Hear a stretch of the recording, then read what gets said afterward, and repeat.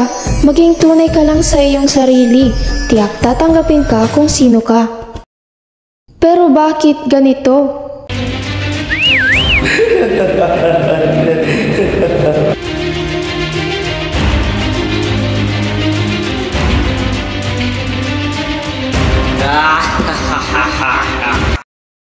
Bading, bakla, salo.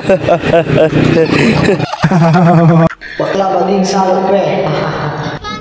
Sa mundong puno ng diskriminasyon, saan ako lulugar? Yan lamang ang nasasambit ng mga kabataang biktima rin ng pambubuli base lamang sa kanilang kasarian. Hahayaan mo na lang ba ito? Pinakita ko sa sila babayad na lang pinambuli nila. Ano yun?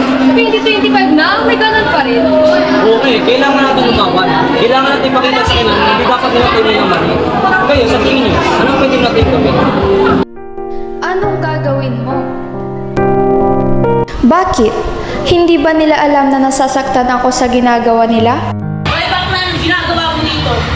Ginagawa niyo? Ano nangyari dito? Bakla ko eh. So ano naman kung bakla siya? Wala kang karapatan para laitin ang pagkatao niya.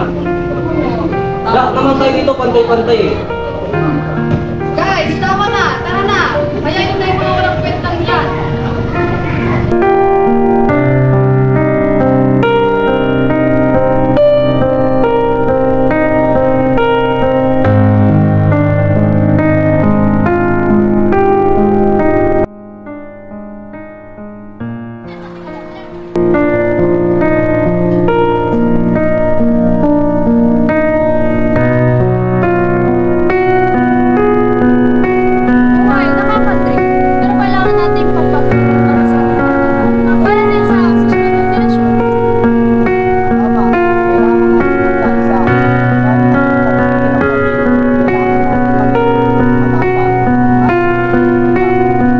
Gumawa ng aksyon, itigil ang diskriminasyon.